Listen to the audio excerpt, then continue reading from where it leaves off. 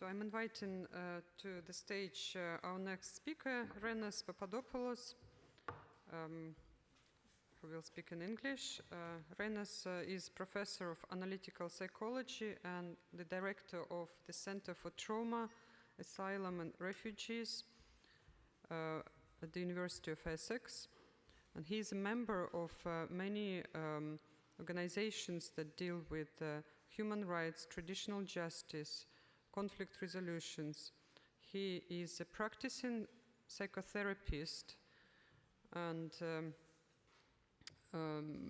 psychologist, clinical psychologist, and he trains other psychologists, other therapists, and for his work he was awarded by the European Family Therapy Association. He was awarded by the University of Essex for the best international research impact, and by the Mexican foundations for his exceptional work with vulnerable children and families in Mexico. And in addition to his work in the field of psychology, he is also teaching at the theological organizations such as Antiochian House of Studies.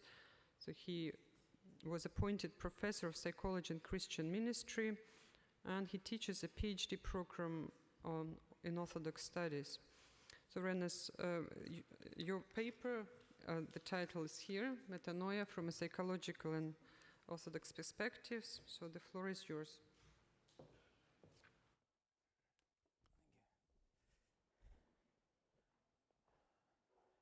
Thank you. Thank you. Right. Thank you, Irina. Thank you very much for inviting me. It's always a special privilege and a joy and a pleasure and a blessing to be here. And already I have started developing a group of very good special friends. So it's a very great honor for me that I'm part of this conference. We have heard a lot about metanoia, and my own presentation will be something, of course, inevitably we prepared everything in advance, so there will be some overlap with something that has been said before.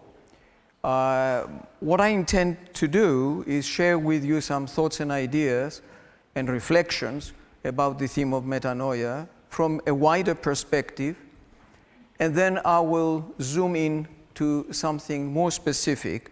I will end up with an example of some work that I have done so that we can see how these things can be put into practice. So let's start.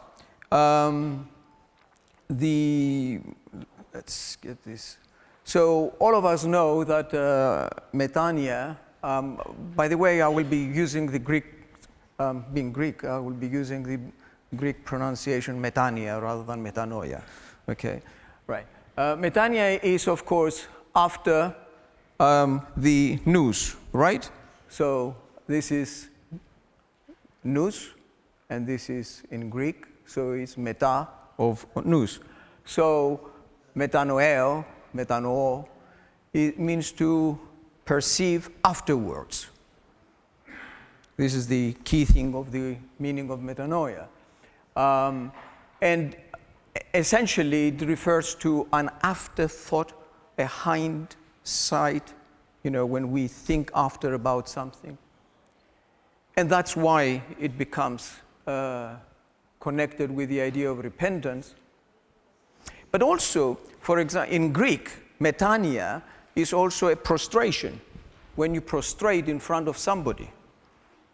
So a kind of a bodily expression of something that conveys your own stance of respecting somebody else, and you are putting your own body in a different position to somebody else.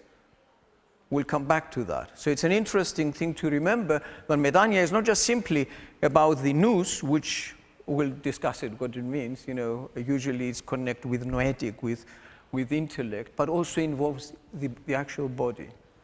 So yes, it means change of mind, change of heart, transformative change, conversion, reformation, atonement. All of these are related to the whole idea of metanoia, and some of the magnificent presentations that we had earlier looked at that as well. Let's look at this. This is Keros and Metanoia by Girolamo da Carpi. What are we trying to convey here? What is Keros? Keros or Kairos in some sort of pronunciations like that. It's the opportune moment, the moment in time that you can grasp, and it is the right time. Well, if you miss that, you have a metanoia, sort of the time after. And here is Keros, here is, here is Keros, a lovely, and actually, I don't think you can see this very clearly. It's holding a razor, because you have to be very sharp and grasp the time and get on time the right decision and the right action. And if you miss that, you'll regret. And this is another meaning of metanoia here. So metanoia here is this kind of regretful person. So this is another depiction of that. And of course here you can see metanoia in a much more sort of miserable depiction. And Keros, of course, here, you know, is the opportunity. And metanoia then becomes the idea of regret, a kind of almost remorseful regret. I missed it. Thinking later, in hindsight, I should have done that. I should have grasped the opportunity. Now I cannot do it. So that's the idea of metanoia. So here is actually by Vasari, Giorgio Vasari, a sketch. We don't have anything beyond the actual sketch. Here you see it's actually one body. Here is one body with two images. Here is the Keros looking forward and, you know, moving with the times and all of that. And behind is the kind of dark regret that does not grasp the time. And here is an earlier depiction of the same thing. This is a Roman. And here is Keros, and here is the wheel of time. Here now we have something else. Here we have metanoia, who is this one here, regretting. But what is this one? This is pronia. And pronia is the opposite of metanoia. This is the foresight. If you anticipate something in advance and you grasp the opportunity. So metanoia in this context is the opposite of pronia. And pronia, of course, is connected with the idea of prognosis and prognostics, etc., etc. Knowledge in advance, something thinking about it in advance. So if you don't think about it in advance, you don't catch the time, and there is the regret. So these are different contexts of understanding metanoia. Here is another one. Here is Keros, and here is metanoia. Again, metanoia always a kind of a regretful image, something, you know, sort of not very happy, basically. But what is the nous that we're all talking about that happens after or around the idea, the central idea of nous? Usually, of course, is translated as mind, intellect, reason. That's the main understanding of that. Mental activity, rationality, etc. It's the part of the humans that enables the actual knowing. But if you, just to show how central that is, there are some people that they say Athena is actually the God's mind. Noah, this is the mind. So here is God, theos, so God's mind, Athena. But again, you are not talking about actual mind as such, sort of intellect. And that's why when we come to orthodoxy, to begin with, you can be really very baffled about that, because they are talking about the mind and they are talking about the heart, etc. So I found some quotations that I think capture the complexity of how the church fathers understand Metanoia, nous, which then Metanoia comes from. So the fathers took the traditional term nous, which means both intellect, which is dhyania, and speech or reason, logos, and gave it a different meaning. They use nous to refer to the noetic energy that functions in the heart of every spiritually healthy person. And noetic activity is an activity essential to the soul. It functions in the brain as the reason. It simultaneously functions in the heart as the nous. So here we see very clearly that, in summary, in the church fathers, nous refers both to the mind as well as to the heart, which essentially means what? The totality of human being. The totality of what makes human, human. And here is another from Metropolitan Hierotheos Vlachos, who says that much more clearly, man has two centers of knowing, the nous, which is the appropriate organ for receiving the revelation of God, that is later put into words through reason, the reason which knows the sensible world around us. So it's the same nous connects with God, but it's the same nous that deals with our everyday life as well.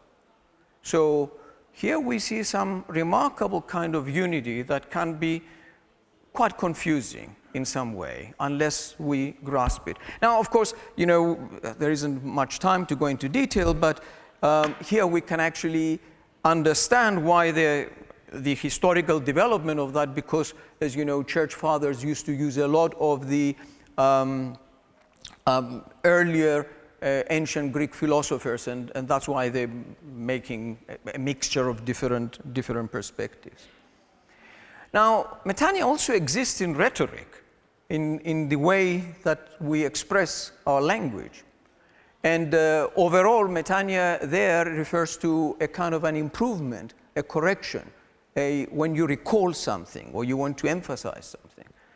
And when in speech we wish to improve a statement, either by weakening it or by strengthening its tone or even its meaning. I'm giving you two examples.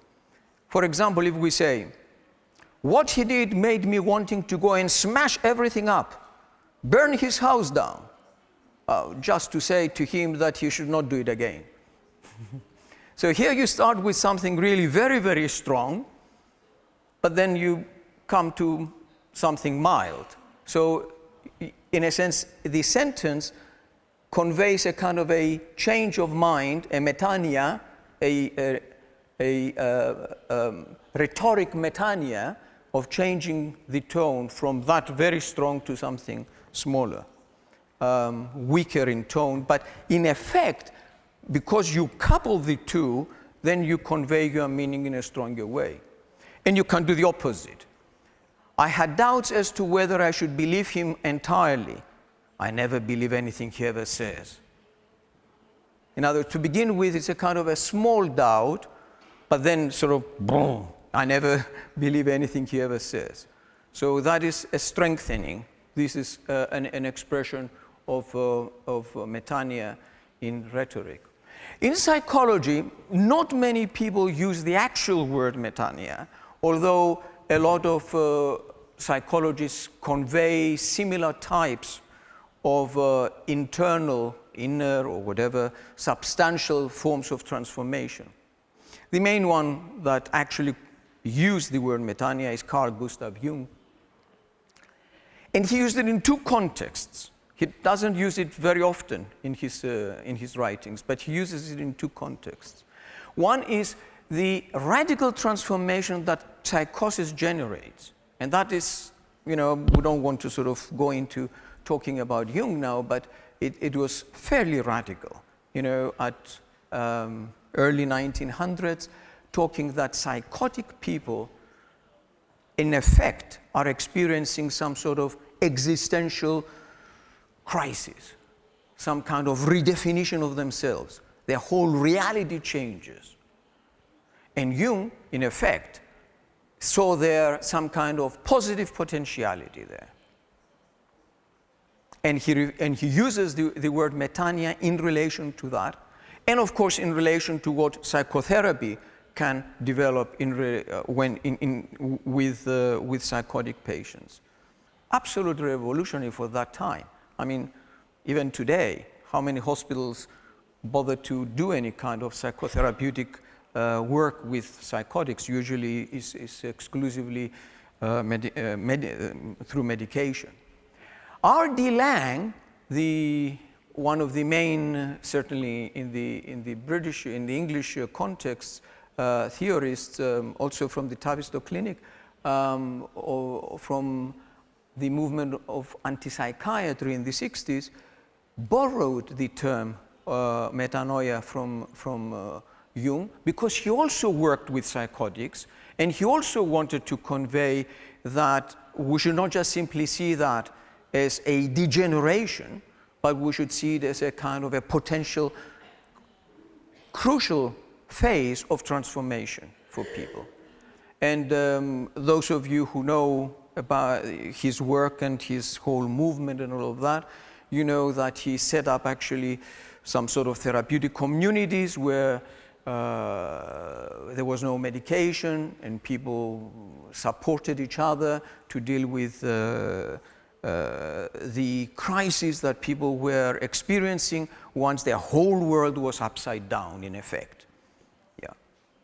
But you use the word metanoia also in another context, in the context of what he referred to the, what we usually nowadays talk about it as midlife crisis or something like that. Jung very crudely made a distinction between the first half of life and the second half of life. First half of life predominantly focusing on adapting and learning and surviving. And the second part of life, more or less, I mean, very crudely, reflecting on what is life, and now that I can survive in this life, what is this life about? So it's about much more about meaning.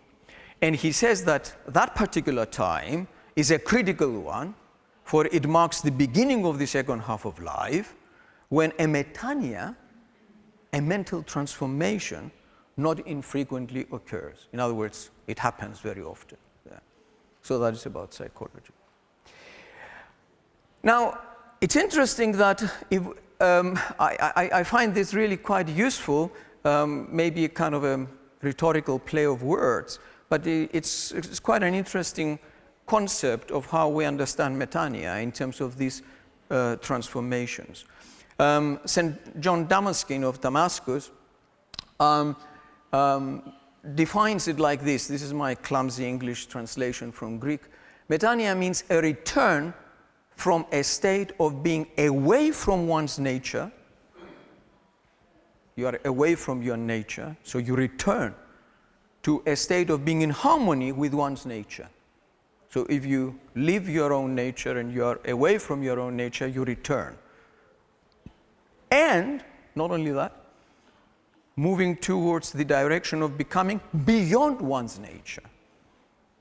So if you are away, you come back, but then you go beyond. And it is the movement from the image to the likeness. So man is made according to the image and likeness of God.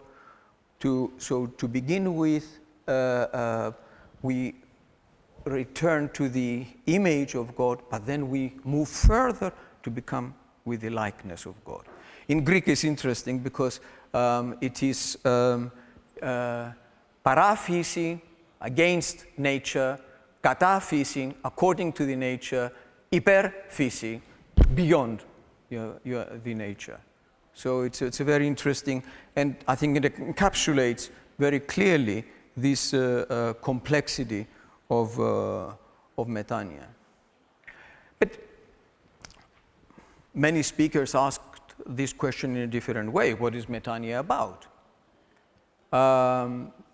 It's about various acts, thoughts, behaviors that we consider inappropriate or wrong. That's a kind of a beginning way of understanding it. And yesterday, beautifully, Father Alexei Uminsky made a very clear difference between sin and misbehavior. So not every misbehavior is actually sin.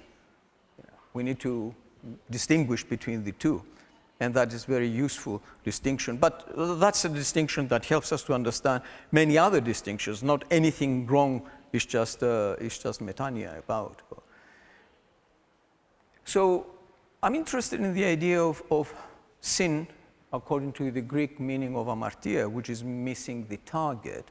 And here the idea of sin is missing the target of the purpose of our life. And connected with St. John Damascene, the idea of not moving on according to fulfilling our destiny, that is a possibility for us, is not a given, to understand the image and the likeness of God and connect with God. So, metanoia, therefore, we may be able to identify as a kind of a process of a cluster consisting of the following steps. The awareness first has to start we start with some awareness of how our life has been missing the target through a specific action or whatever. Then, these actions, these steps, we need to do something about it. And we take some actions or steps to remedy this. In other words, putting into practice that awareness. If you have the awareness, what do you do about it? What do we do about it?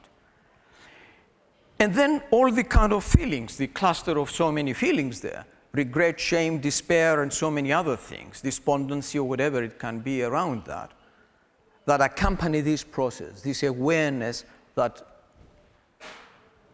I am missing the target. Then the struggle not to neglect any of these things, because you don't just simply think about that and you just leave it. It's just a struggle to keep remembering that and putting into practice. The serious commitment to follow and to see through this entire process, and hopefully the radical transformation that comes about as a result of this whole metanoia process. So, usually we sort of talk about metanoia as the transformation, but wait a minute, that transformation comes as an outcome of a very long process that we need to identify its component stages in order to understand a little bit more the complexity of that. And I'm interested here in the, we had a wonderful presentation about the Old Testament here. I'm interested in the Hebrew word of metanoia that comes from the Old Testament, and the whole concept of teshuvah. And during the interval we spoke a little bit, and it would be nice to have a dialogue one day about that. But basically, teshuvah refers to the turning. Shuv is turning, is strepho. Epistrophe, strepho, turn. It's a turning. Teshuvah implies a turning to God in response to His call. So the metanoia is when we hear God's call and we turn towards Him.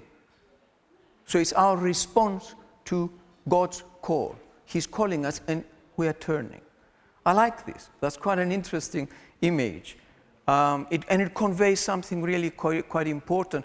And in a sense, most of or certainly, prayers are about developing the the conditions for us so we can actually hear that call and then turn. And thinking about this turn, which is the incident that makes us to experience the possibility of repentance. That is what that call is. I'm just thinking, of course, that we're entering now Lent, and one of the main chants that we have in the Lent is "Min αποστρέψεις το πρόσωπον σου απ' εμού." Don't turn your face away from me. We're asking God. So here we have, first is our turn towards God's call, but then we're asking God not to turn his face away from us. So it's all about turning. So I really like this. And also, we're in this magnificent center here, and with Arvo Pärt's music, for me always, his music is about this kind of turning. Sort of you're following one sort of line of, you think you got used to the certain tune or melody or whatever, and all of a sudden he introduces something else. The element of surprise is there that sort of turns you. And I always find that in Arvo Pärt's music as one of the characteristics. And sometimes, as you know, he does it even theatrically, like, you know, in the audience there will be some people singing, and then you turn to see them, you know. So the idea of this call and this sort of turning and is central to the idea of metanoia. So it implies this interaction not only with others, but also directly with God. And another thing to introduce here is the difference between Judas's repentance and Peter's repentance. And there are a lot of things have been written about that. Because both of them repented. But one went and killed himself, and the other became the rock, the stone that we had earlier, the Petra, on which Christ said that he was going to build his church. And, you know, in Greek, of course, there are two different words that are used. For Peter is metanoia, but for Judas is metamelia. It's not the same word. In Greek, are two different words. And metamelia refers to the experience of my own discomfort and wrapped in my own uncomfortableness. It's the kind of the miserable thing that I experience. And metamelia is from the verb to melo, which is to look after, to care for, attended. So metamelia is feeling bad for not attending to something according to my own expectations. Focusing on me and my failure, self-pity, retaining my... With all of that, I am encapsulated within me. As opposed to the metanoia in terms of turning, which is decentering me. In other words, it's not following my own traditional ways of being, but it's introducing another dimension. Whereas metamelia is still, I'm following my own way of conceptualizing everything around me. And therefore, metanoia is the widening of the perspective, opening my heart, giving up the way I understand the problem. And for me, that is crucial. I mean, in all therapeutic work, people come and define certain ways that they see the situation and they want some solution. But the problem is included in the way they define the problem in the first place. Are they capable of renouncing that? Can they turn and be decentered and try to define the problem in a different way? This is what metanoia conveys. So it's locating the action and thought in wider context, looking at the wider picture. And therefore, metanoia is basically interactional. Like, of course, you know, in the Corinthians, bear with each other and forgive one another.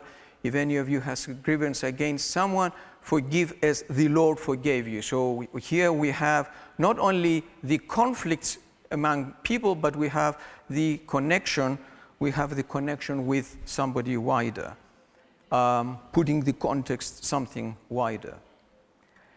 And talking about that wider, Father John mentioned earlier the same text here in resurrection. We're talking about let us be radiant when resurrection comes. Let us say, brethren, even to those that hate us, let us forgive all things on the resurrection. And the key thing for me here is doesn't say let's forgive everybody. He says forgive all things. Panda, not pandes. Συγχωρήσομεν πάντα. Let's forgive everything. In other words, all the conditions that lead to that, not just simply I forgive you. Let's redefine everything. Let's sort of almost turn our face to redefining everything. That is the substantial idea of metanoia. And here I'll just give you very briefly this example. Now, of course, all of these things are very long, but I'll try to make it very, very simple and very briefly to convey this. I'm referring to a man on a Greek island when the refugees have been arriving, and he was an ordinary professional man with a wife and kids, and he was just minding his own business. And then one day he saw a lot of the refugees arriving there, and then, but in particular, one day he saw a refugee whose two small children were drowned, and he went to the burial. And this father was so desperate, he couldn't see his babies, his young children in the grave. He jumped in the grave, picked up the babies, like sort of almost, his expression to me was like sort of pieces of meat, and he started screaming from pain and wandering around. And that distressed him so much, it turned his face. Metanoia. Sort of all of a sudden he said, what am I doing? What am I doing in this life? What am I doing with my life, with my wife and children, all of that? And then there was another family that basically mother and father were drowned, as well as some siblings, and there were two children left. And he started helping them in the camp and all of that. And after that, he said to his wife, look, I can't leave them there. I care for them. And he brought them in. He went through all the legal requirements and fostered them to stay with him for a while. Actually, they stayed for a couple of years. And then all of a sudden so let's look at the different turns now. So the first turn sort of becomes aware of the pain of the other people, and then he takes them in. And then all of a sudden he realizes, oh my goodness, what have I done? I mean, do I care for my own family? And I brought these kids in, and they're different culture and all of that. And he was very serious. Of course, he was a professional man. He tried to understand everything about their culture, their religion. Of course, he was Greek Orthodox. He studied everything about Islam and tried to present everything appropriate for these two children that he was hosting, to feel at home as much as possible. And then he's sort of saying, what have I done to my family? Was I driven impulsively, and I'm destroying my own family? So you see the different turns, different types of metanoia, sort of turning once, turning back, turning all the time. And then he was very remorseful, and he was very worried that perhaps he was damaging those children. After all, however much he tried to deal with them, he understood that there were certain difficulties that they were facing that they were beyond his ability to deal with. That's why, I've been consulting there in those islands, on those islands, and I was going there occasionally, also by Skype, and I was supervising And then he sort of said to me, you know, am I damaging these people? Am I offering them enough? Or am I damaging my own family? I am lost. So that kind of being lost was the opening, the admission of being lost was the opening of him to try to see, you know, from the ordinary reality to this kind of new reality, and then opening up to something completely third, so to speak. In the event, he realized that he's an ordinary human being and what he's doing is fine. And of course, he will not be the perfect father to all his children and those children, but he was good enough. And we strengthened the support he had with his wife, and they did a marvelous job. And then finally the children, just to tell you the happy ending, so to speak, they found some relative in Central Europe, and then they went there.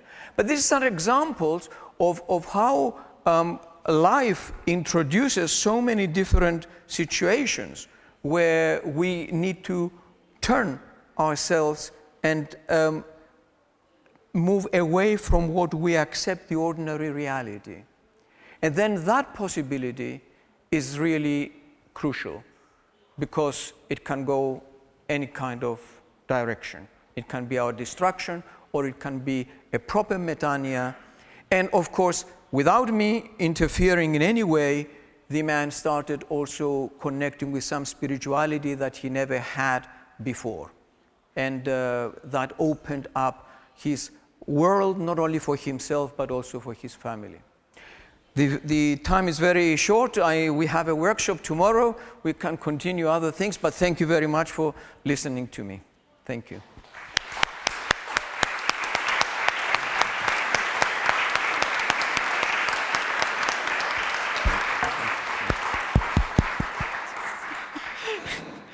Thank you, RENOS, very much. And we have time for brief question. So I'm sure that that there must be a brief question and brief answer. Küsimused. I have a question, so again I'm using my privilege. But when you started speaking about Kairos and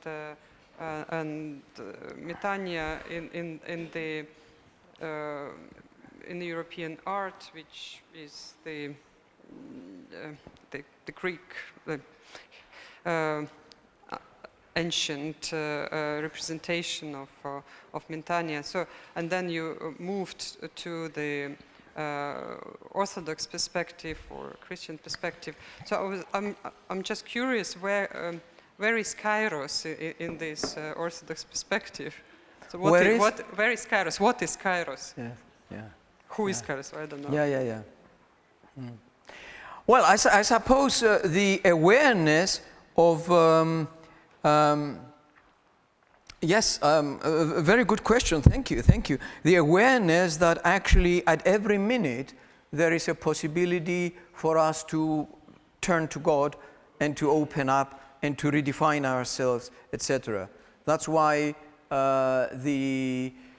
it's interesting, I mean, in the Orthodox liturgy, we sort of say, today is the day of salvation. Today, every day is today. So Kairos is today. So the Kairos is every opportunity that we hopefully do not miss. Yeah.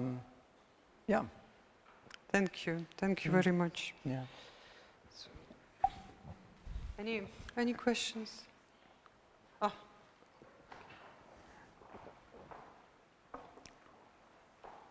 Thank you very much for your talk. I don't know much about metanoia and the other term, the self-pity and the kind of the darker side when you keep staying on the wrong path, as I understood. But so I come from a psychology path as well. I'm a psychotherapist, and what seemed similar to me was that there is despair and awareness of being on the wrong path, but could it be also that transformation could start?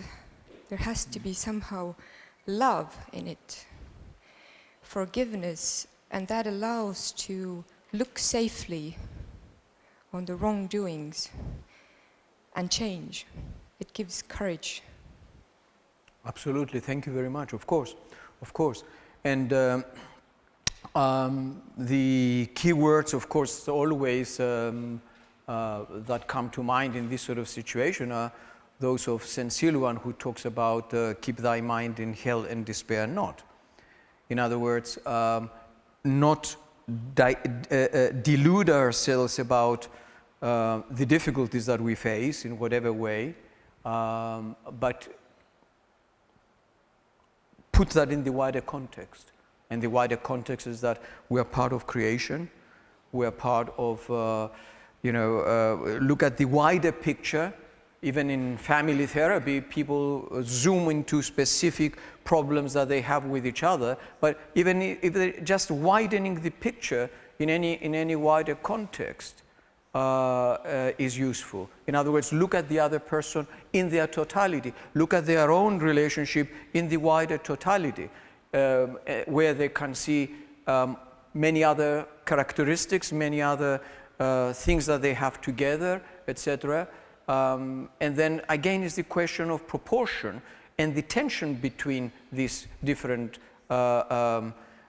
feelings when we realize the difficulties. One may be despair and the other is hope. And logically, these things are opposite. But this is what we're called upon as human beings who have both mind and heart. And this is the idea of nous in the Orthodox theology that includes both, to approach them from both perspectives and understand that, yes, it hurts, my impulse is to run away, but on the other hand, perhaps if we can look at the wider picture, perhaps there is some hope there. And it's holding that tension that creates the transformation. If we don't want to, if we want quick solutions that a lot of simplistic psychologists offer, do this or you do that, in order to avoid the tension or the pain that is involved in the tension, in holding the tension, then that will not be the ground to create this transformation. And transformation means there is a deadlock, I don't see a way out, but staying with there, and then something turns us away, and then we see something new. So I agree totally with you. Yeah. So it's not just despair; it's despair as well as hope, and it's a question of how we hold on to both.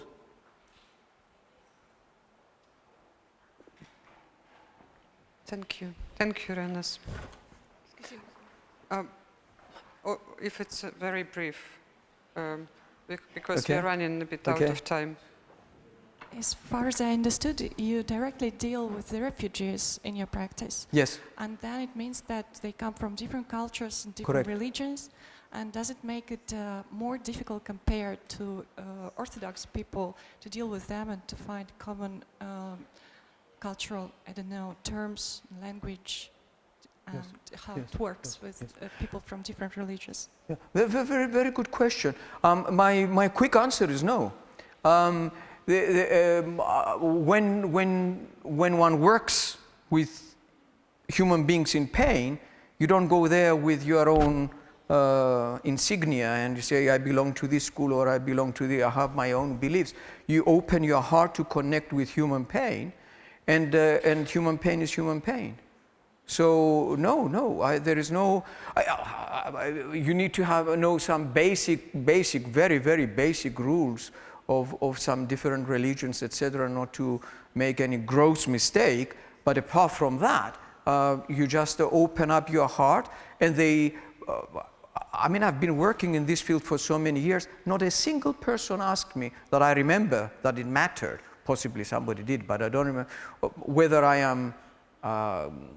Greek Orthodox, or they don't, I've been living in England, they don't even know my nationality or my religion or anything. You just work with human pain. And if you open your own heart to human pain, and you connect with them there, it's human. Certainly I don't go there as a, I don't know, as a Christian psychologist or anything like this. Of course not. Of course not. I just go there as hopefully as somebody to be of some help.